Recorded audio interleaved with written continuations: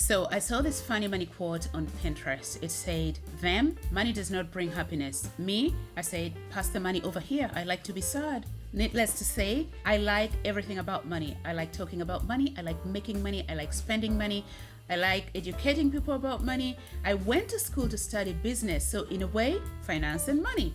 I know among some people it's considered bad taste to talk about money. I used to subscribe to that school of thought. Then I thought, why? It's very liberating when you start to share, and especially if you think it's going to benefit others or help others, because I've also learned a lot by watching other people, hearing other people share their experiences with money. So I like to talk about money. Anyway, today I'm going to share with you my payday routine, and this is based on my budget. Now, please note that we're all different and have different circumstances. So what I'm sharing today is my payday routine, and it might not fit with your circumstances, but I'm hoping that this video will be insightful and help you perhaps rethink your budgeting and your spending habits. Anyway, as always, please remember this is not financial advice.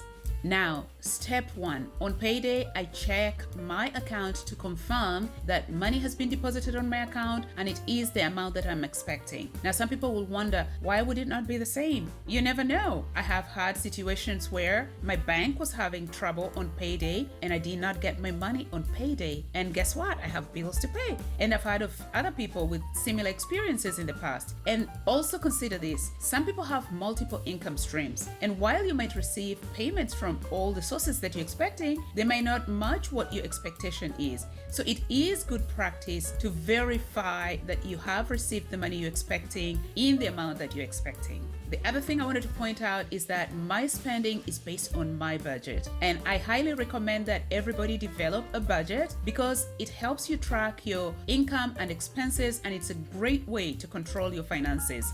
Also, a few weeks ago, I made a video on budgeting. I think you should find it and watch it if you haven't yet watched it. I think you'll find it very helpful. Now, my budget is a zero-sum or a zero-based budget. The goal of a zero-based budget is that your income and expenditure should equal zero by the end of the month. So what a zero-based budget does is that it assigns a task to every dollar so that by the time you hit month end, your income and your expenditure equals zero. It doesn't mean that you have to spend all your money, all the money that you've earned. It just means that your expenses should have fit within your budget, within the income you receive. You can relocate whatever is left to savings perhaps. So anyway, my budget is a zero-based budget.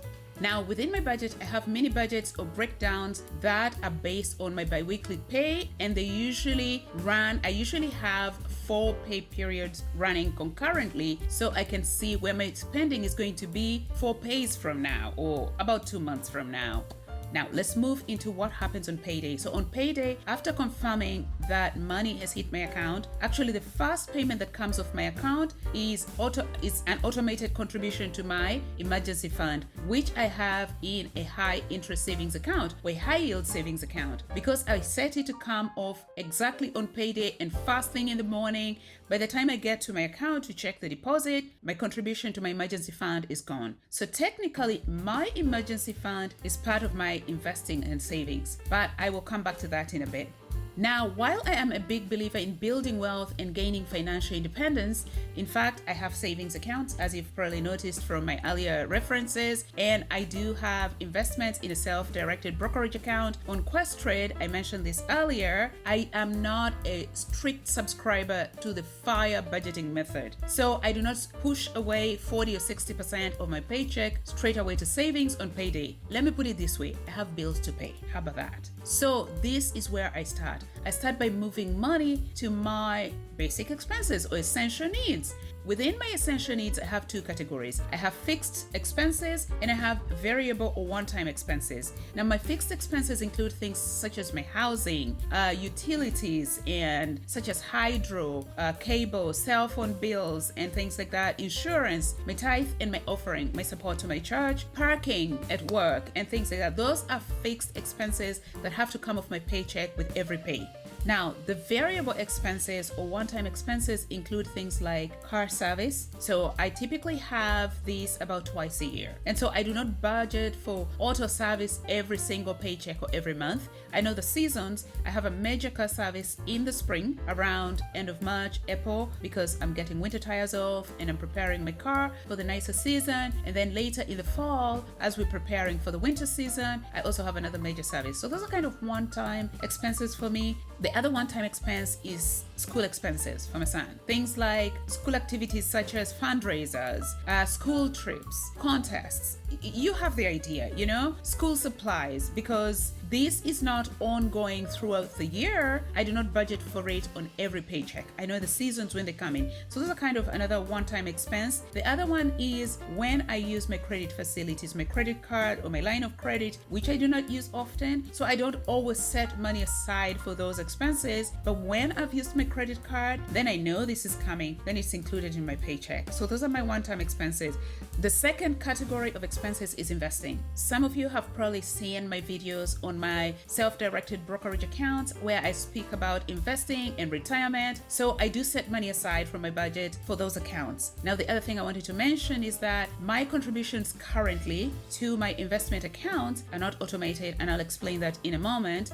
The other thing I wanted to mention is that I have a defined benefit pension plan with my employer, so I can afford these small flexibilities because I know that there is contribution going into my retirement account through my employer anyways. Okay, so here is a pro tip if you are investing for retirement. Remember, the government or the taxman does not see wealth. The taxman only sees income. So if you have to contribute to a tax sheltered account, one that you can contribute to pre-tax income and the other to which you can contribute after tax income, always max out the account to which you can contribute after tax income, because at withdrawal there's no tax, and so the government doesn't see that unless, of course, your employer is matching contribution to the pre-tax tax sheltered account, like a 401k or an RRSP. If your employer is matching contributions to your RRSP or 401k, then you want to max that out before you contribute money to your TFSA or Roth IRA. That was just a bonus tip. So the next category after investing is I'm putting away money into a goals category. So a goal for me is a category that is for a big ticket item or an item that is an expense that is long-term in nature. That would include things like saving to buy a house, saving to go back to school, to start a business perhaps, to take a sabbatical, one of those big ticket items, long-term in nature, big ticket item. So I'm currently in the process of buying a property. If you've watched any of my prior videos, you might have seen me talking about having purchased a new property in 2022 and then getting caught up in this tornado of increasing interest rates. So I am in an interim possession or interim closing period, and I have to keep on paying significant amounts of money towards the purchase of this property until I finally close and take legal ownership of title. That's why I am not automating contributions to my investment accounts, because I'm putting significant amounts of money towards my goal, towards the purchase of this property until I close on that. And then finally, if I still have money after I've covered all my essential needs, I've put money in investments, my emergency fund is covered, and I've put the amount of money that I plan to put in my goals bucket, then I set aside some money to spend on what is called guilt-free spending or discretionary spending or lifestyle spending. And they include things such as a haircut for my son, for instance. I used to cut his hair. He's a teenager now. He won't let me do that. I wonder why. I think I'm good though. Then perhaps for my manicures, pedicures, the money I put into my guilt-free spending category is typically after I have covered all the other expenses and I still have leftover. Anyways, that's how I distribute my paycheck. I hope you enjoyed this video and found it helpful. If you did, please consider liking and subscribing. Thank you for watching.